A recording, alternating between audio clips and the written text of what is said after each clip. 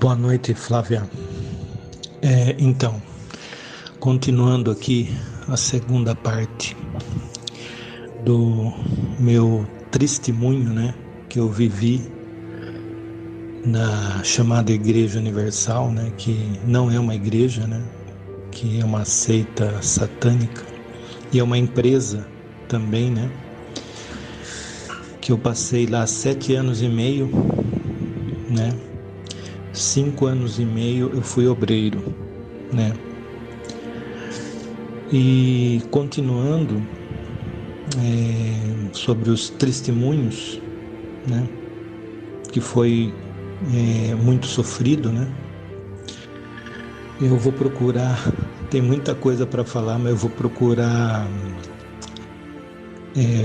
falar um pouco de cada coisa, né? Porque é muita coisa para falar, porque são 7 anos e meio, né?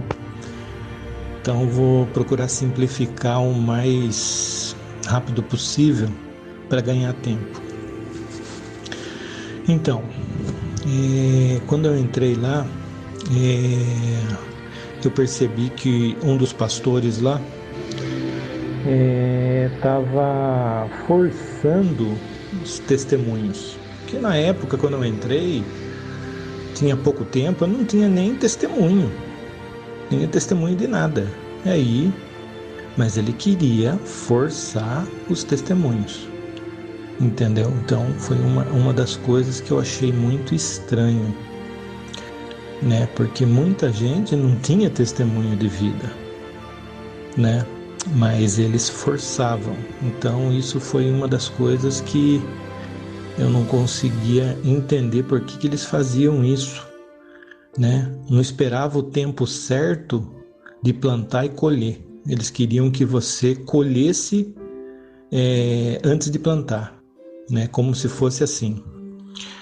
Então, e depois a política. Outra coisa ruim, né, que eles forçavam a gente a trabalhar na política, pedir votos, né, para os candidatos, né, da igreja. E a gente trabalhava, né, igual um condenado, levando chamado santinho, né, colocando na casa das pessoas, pedindo voto para as pessoas, trabalhando para eles, né.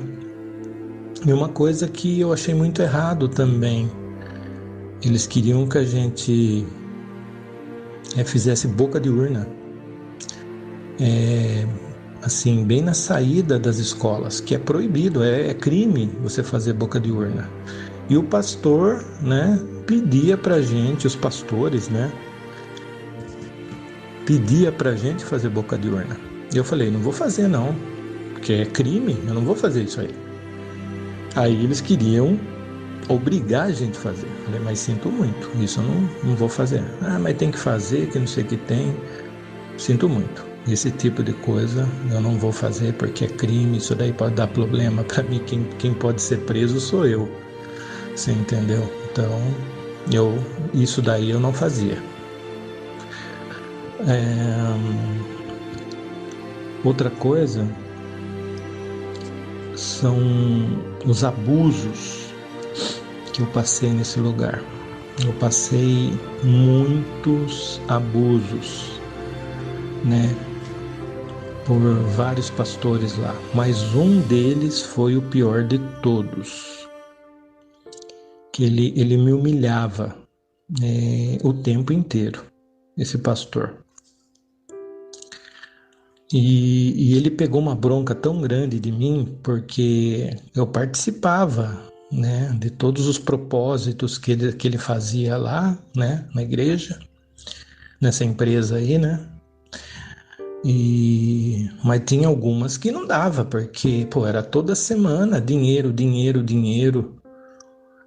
dízimo, né? Toda semana a gente tirava dízimo do que a gente ganhava, porque eu tinha um bom emprego na época. E aí quando a gente falhava, ele pegava bronca. Ele queria obrigar a gente a participar, que quem não participasse, obreiro que não participasse, porque não tinha fé. entendeu? Porque não estava na fé. Onde já se viu um obreiro não participar, né, da fé, da igreja, da empresa, né? Não, era obrigado a participar. Os obreiros têm que participar. Se quiser continuar com uniforme, se quiser continuar sendo obreiro, tem que participar de todas as coisas que tem a empresa, entendeu? De todos os propósitos que eles estão lançando lá. Então, quando alguma coisa falhava da parte da gente, a gente não conseguia fazer todas, que eu não sou milionário, eu nunca fui milionário, entendeu? Então tinha tempo que não dava, tinha semana que não dava para participar de tudo. Aí ele ficava pegando no pé. Ele reunia os obreiros junto com os evangelistas e ele ficava humilhando quem não participava. E principalmente do meu pé, principalmente, porque ele via que eu não era uma pessoa idiota, ele via que eu era uma pessoa que tinha uma visão boa até das coisas, melhor muitas vezes que a dos outros, né? Porque eu estava despertando, eu fui um que despertou mais que outras pessoas lá, eu acho que foi um dos primeiros, e na época, né, muitos anos atrás, e ele pegava muito no meu pé. Ele humilhava na frente dos obreiros e dos evangelistas. Mas ele deixava eu abaixo de zero, né? É muita humilhação. É até difícil de falar para as pessoas, que as pessoas não conseguem entender. Mais para frente eu vou falar mais desses abusos que ele cometia. Uma das coisas que esse pastor aí, eu não vou nem citar o nome dele aqui, ele mandava os obreiros vigiar depois das reuniões, entendeu? Vamos supor, muitas vezes a gente terminava lá o chamado culto, né? A gente ia lá fora e ficava batendo papo com os obreiros, com outros obreiros, mas a gente ficava falando as coisas de Deus, a gente ficava falando algumas coisas assim, referente às coisas de Deus. E ele mandava outros obreiros a ficar vigiando a gente, né? Mandava alguns obreiros que eram dedo duro, que era da confiança dele, tipo, ia lá, o obreiro lá ia lá, vigiava a gente e depois ia falar as coisas, falava que a gente estava falando alguma coisa dele, quer dizer, achava que a gente estava falando alguma coisa dele. O que a gente falava, muitas das vezes a gente falava, mas por que esse pastor aí está mandando vigiar a gente? Por que isso, meu Deus? Eu falei, por que essa pessoa pega tanto no nosso pé? Você entendeu? Por que a gente incomoda tanto ele? Porque a gente via na cara dele, no semblante dele, aquela maldade, sabe? Aquele ar de superioridade, de maldade, de querer prejudicar a gente, sabe? Então, continuando aqui, para ser mais rápido, né?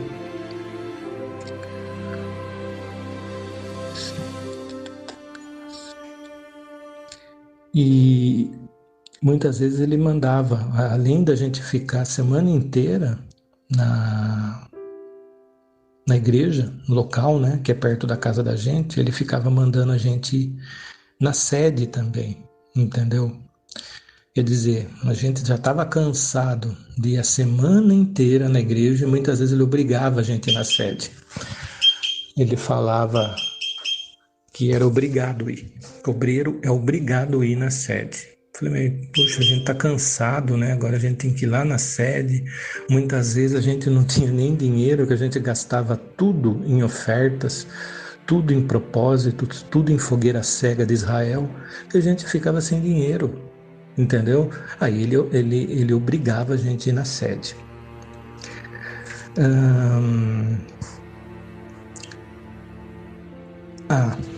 Tem uma parte aqui que eu até tive que escrever aqui porque é muita coisa. Eu estou lendo aqui porque é muita coisa para falar.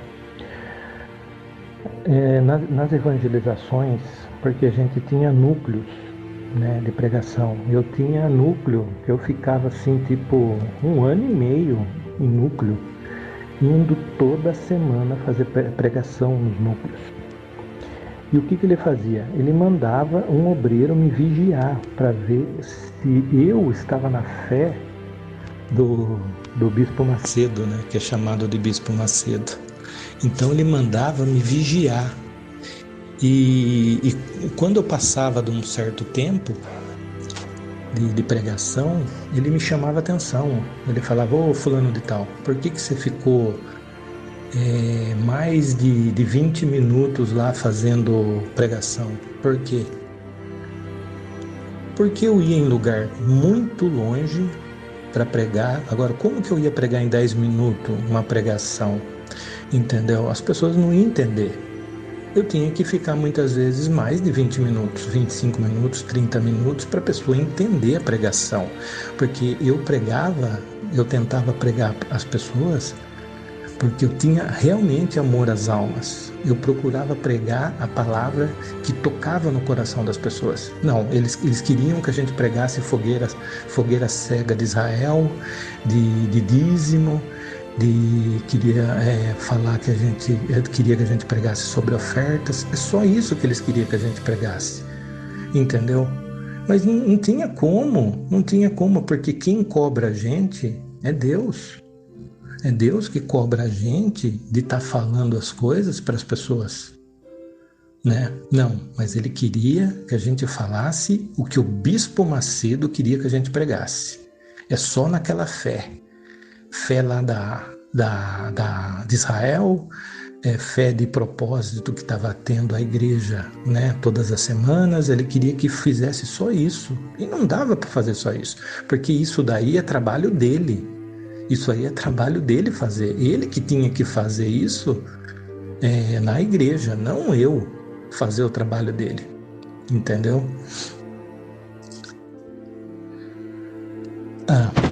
Teve um dia que teve um propósito nessa empresa que durou 3 dias. Foi 3 dias direto, né? Que estava um frio naquela época, já faz muitos anos, abaixo de 0 graus. Só para vocês terem uma ideia, abaixo de 0 graus. Aí ele colocou uma piscina acho que de 1.000 litros, não lembro se é de 1.000 litros, 2.000 litros, cheio d'água, estava gelada. Aí o propósito era 3 dias, os obreiros mergulharem na piscina, 3 dias pelo povo. Você entendeu? Olha só, então olha o sofrimento que a gente passou naquele dia. São 3 dias de você mergulhar naquela piscina com frio abaixo de 0 graus, água geladíssima. Eu fui embora esses 3 dias em sopa de molhado, em sopa, e morrendo de frio. Eu estava até com uma jaqueta, eu tive que tirar a jaqueta, né, porque estava tudo molhado. Eu fui passando frio, um frio terrível, com medo de pegar até uma pneumonia, você entendeu? Então ele não tinha dó. Por que ele não fez isso? Por que ele não, os 3 dias desse propósito que ele fez aí, para arrecadar dinheiro, por que ele não fez isso? Isso daí ele fez para chamar a atenção das pessoas e para prejudicar os obreiros, entendeu? Para humilhar, porque a função dele era humilhar os obreiros, entendeu? Então foi um dia que marcou muito a minha vida.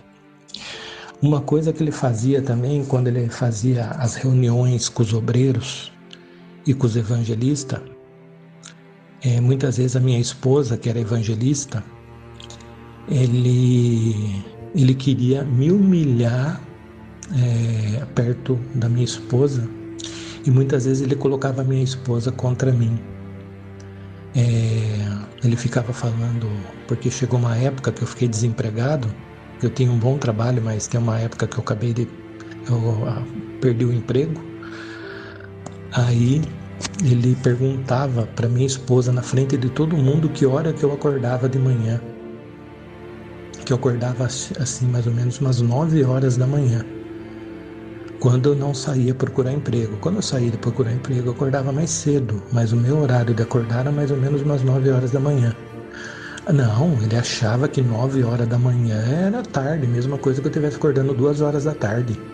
Você entendeu? Aonde já se viu o obreiro fulano de tal acordar 9 horas da manhã? Isso não é papel de um homem fazer, não é papel de um obreiro fazer. O obreiro tem que estar batalhando um emprego, tem que estar correndo atrás do emprego, como eu não tivesse correndo atrás do emprego, como eu não tivesse preocupado de sustentar minha família. Não, mas o que ele queria? Ele queria a arrecadação, ele queria ofertas da minha parte, ele queria fogueira cega de Israel, ele queria dízimo, é isso que ele queria. Ele não queria o meu bem-estar, ele queria acabar com o meu casamento, porque ele colocou minha esposa contra mim. Olha só o que esse pastor fazia, colocou a minha esposa contra mim, e ele ficava me criticando perante as pessoas, para minha esposa, nessa empresa, nessa igreja, entendeu? E quando tinha essas fogueira cega de Israel, que não é fogueira santa coisa nenhuma, fogueira cega de Israel, porque é antibíblico, porque hoje nós vivemos na época da graça, nós não vivemos mais na época de Moisés, no Velho Testamento, né? Nós vivemos agora na época da graça, nós vivemos hoje o Novo Testamento. Nós vivemos o testamento de Cristo, né? Por isso que ele morreu na cruz e hoje foi feita uma nova aliança com Cristo, né? As coisas passadas passaram, né? Hoje tem as leis de Cristo, antigamente tinha as leis de Moisés. E ele ficava cobrando a fogueira cega de Israel, mas ele ficava no pé igual um louco. Entendeu? E enquanto a gente não cumprisse, ele ficava humilhando e pegando no pé. E principalmente ele pegava no meu pé, muito no meu pé, como eu já tinha falado aqui. E quando chegava, tipo, na sexta-feira, era assim. Na sexta-feira, acho que é os dias que os obreiros mais gostavam de participar por causa das orações fortes, né, de expulsar demônios, né, de libertação, tudo. E se a gente não levasse pessoas, não trouxesse pessoas novas na sexta-feira, ele não deixava participar da reunião. Ele deixava a pessoa lá fora. Falei, aqui vocês não vão entrar, vocês vão ficar lá fora. Entendeu? Então a maioria dos obreiros ele deixava lá fora, que ele não deixava participar quem não trouxesse pessoas novas na igreja.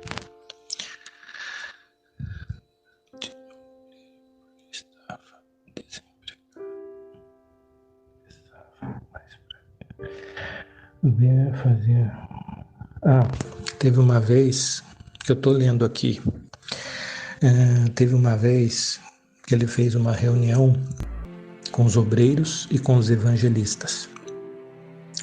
Aí ele fez uma oração forte lá e manifestou uma obreira. Manifestou uma obreira, para ver que uma obreira se manifestou com demônios.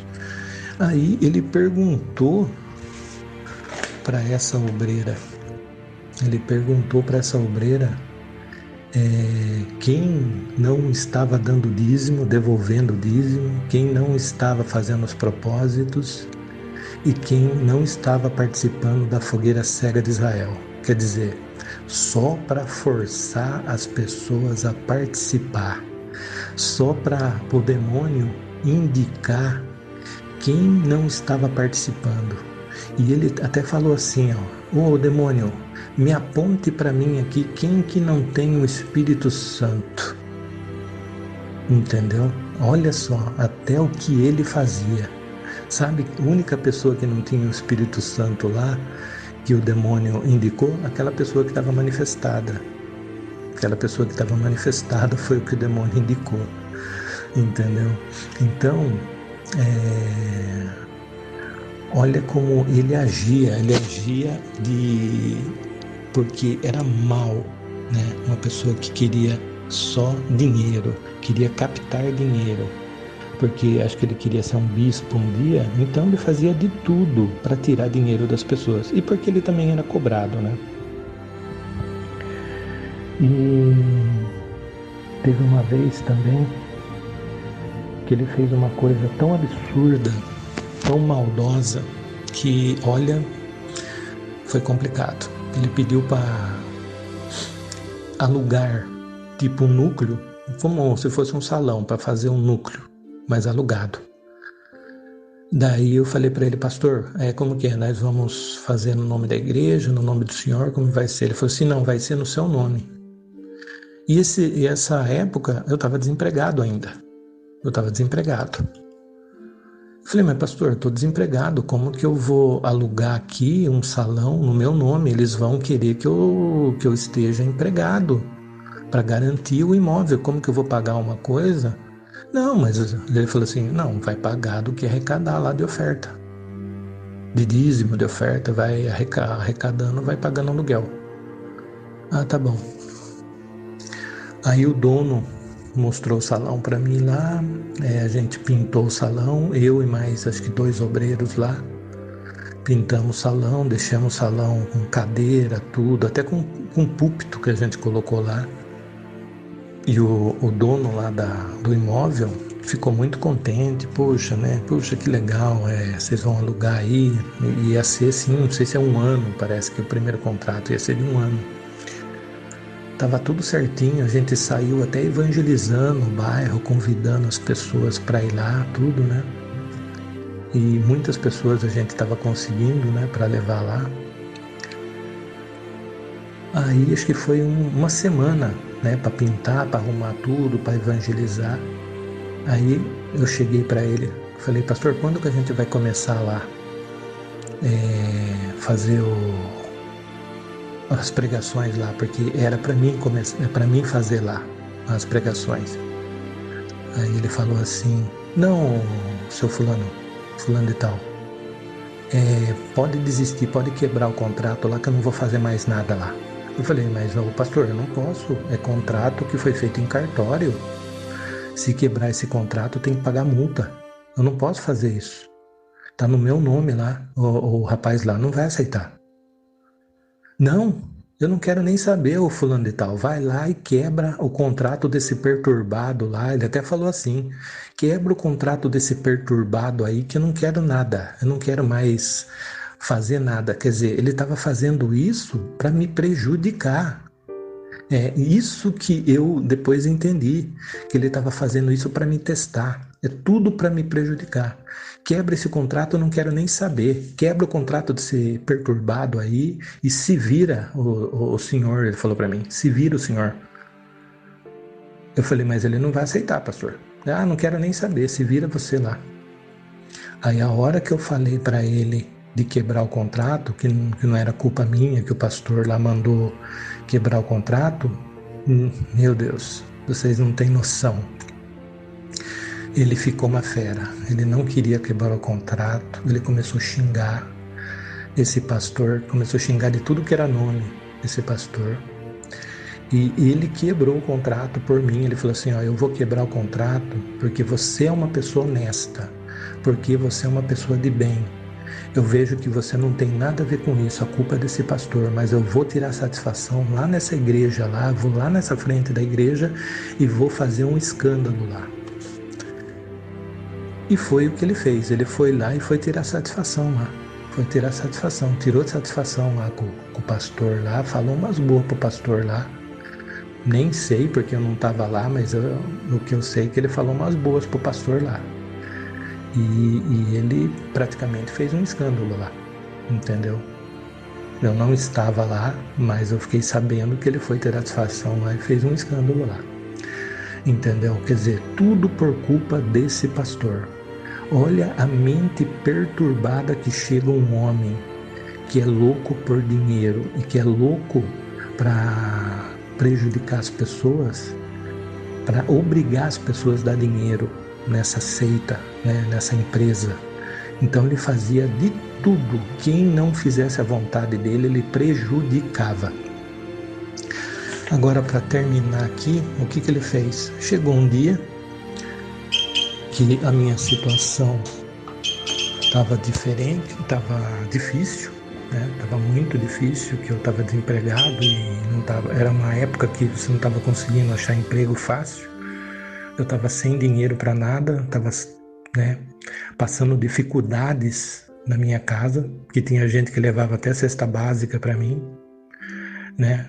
E mesmo assim, quando eu podia dar dízimo, eu tirava o dízimo, quando podia dar oferta, dava oferta, quando podia fazer fogueira cega de Israel, eu fazia, mas tinha uma época que eu não conseguia fazer mais nada, que eu não tinha de onde tirar. Se eu tirasse de algum lugar, eu passava fome, eu não conseguia comer, não conseguia pagar água, não conseguia pagar luz, quer dizer, uma miséria total. A minha casa era a pior casa da rua, né? Que o portão estava tudo quebrado, não tinha laje na minha casa, não tinha muro, tinha só um pedaço de muro na frente, mas em redor não tinha muro. Quer dizer, eu só consegui fazer as coisas depois que eu saí de lá. Aí, enfim, ele viu que eu não podia participar mais. Antes ele foi lá um dia lá e ele fez maior pressão lá, me xingou lá, me falou um monte de abobrinha para mim lá, né, antes de sair. E eu nem sabia por quê, porque eu não tinha feito nada de errado, mas é tudo por pressão psicológica que ele fazia. Aí um dia lá ele pegou e chamou eu lá, ele falou: "Seu fulano de tal, a partir de agora você não vai ser mais obreiro", eu falei: "Você me entrega aí o seu uniforme que você não vai ser mais obreiro, porque você não tem condições de ser obreiro". Eu falei: "Mas por que, pastor? Eu não estou fazendo nada de errado. Eu não estou fazendo nada de errado, só porque eu não estou participando das coisas aqui". Eu falei assim: "Não, para você não dá mais certo". E ele queria até que eu assinasse lá um papel lá, eu e mais 2 obreiros lá que tinha lá, que ele chamou a gente numa sala lá, queria que a gente assinasse um papel dizendo que a gente estava falando mal dele lá e que a gente estava querendo prejudicar ele. Eu falei: "Mas jamais que a gente vai fazer isso, porque a gente não estamos fazendo isso. A única coisa que a gente estava achando errado, do senhor pegar no pé da gente, do senhor ficar perseguindo a gente, e ele queria que a gente assinasse esse papel". Eu falei: "Jamais a gente vai assinar isso aí. A gente falou do senhor pegar no nosso pé e das perseguições que o senhor fazia aqui, que é injusta, porque isso daí não é papel de homem de Deus. Homem de Deus não faz isso". Ele falou assim: "Me traz seu uniforme e pode ir embora. Se você vier arrependido é outra coisa, daí você pega o seu uniforme. Se não, não volta mais aqui". Aí eu peguei e fui embora, não voltei mais lá. Você entendeu? Só depois de alguns anos ainda eu acabei voltando nessa igreja, fiquei 6 meses. Aí que realmente eu fui acordar, vendo que ali não era um lugar de Deus. Não era um lugar que tinha o Espírito Santo. Não, ali era lugar de pessoas enganadas. Era lugar de pessoas que pensam que está servindo Deus, mas não está servindo Deus, está servindo Mamon, está servindo o diabo, está servindo o bispo Macedo, que não é bispo, que é o Macedo, né? Na verdade, entendeu? E que inclusive ele não tem nada de Deus, é uma pessoa mercenária e é um falso profeta, é o maior falso profeta do Brasil. Tá? Então fica aqui meu testemunho, né?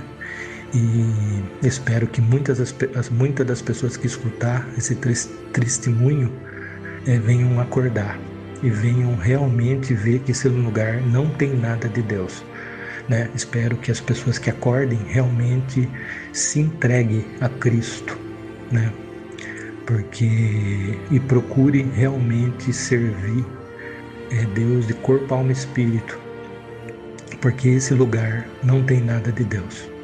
Tem lugar de pessoas enganadas, pensando que ali tem Deus, pensando que está ganhando almas, mas está ganhando pessoas por Macedo, para levar dinheiro para ele. E pode ter certeza, pessoas que morrem enganado, como que vai ter salvação se as pessoas estão sendo enganadas? Então eu espero que muitas pessoas acordem para procurar a verdadeira salvação, tá bom? Fica aqui meu testemunho, mas que sirva como testemunho para realmente ganhar almas, tá bom? Abraço a todos.